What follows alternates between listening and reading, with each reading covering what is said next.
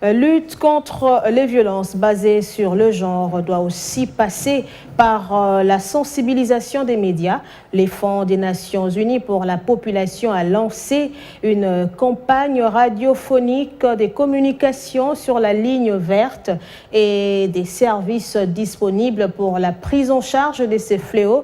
Une campagne qui a pour objectif de mettre en place les mécanismes d'atténuation des risques de violences sexuelles en milieu scolaire et fournir aux victimes des informations en ce qui concerne les services de prise en charge.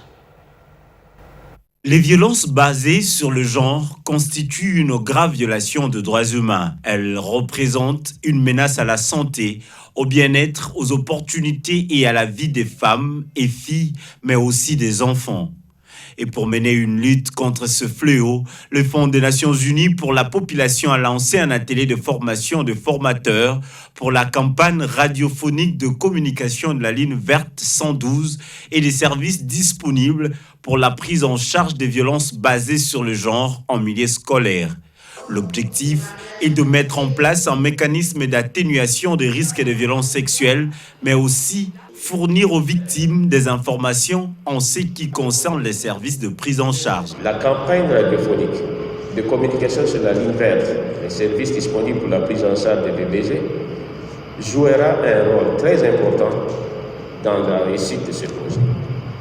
Et pour arriver à cela, l'UNFPA, qui est l'agence lead pour la coordination de la réponse au VBG, et ses partenaires ont besoin des médias. Ils ont besoin des médias pour communiquer sur les moyens de prévention, les mécanismes d'alerte précoce, de référencement, en vue de permettre aux victimes d'accéder aux services adéquats de prise en charge.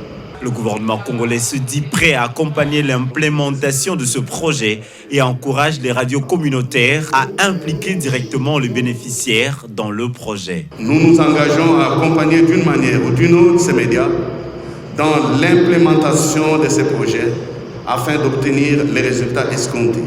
Par ailleurs, nous profitons de l'occasion pour les encourager à mieux travailler, à être très professionnels et à impliquer les différents bénéficiaires directs comme indirects du présent projet. Cet atelier connaît la participation de journalistes de 10 provinces de la RDC, dont le Congo central, le Kwilu, le Nord Kivu, le Sud Kivu, le Kasaï central, le Kasaï oriental, l'Ituri, la Lomami, le Kasaï et la ville-province de Kinshasa, où devra être mis en œuvre le projet de la dite campagne radiophonique.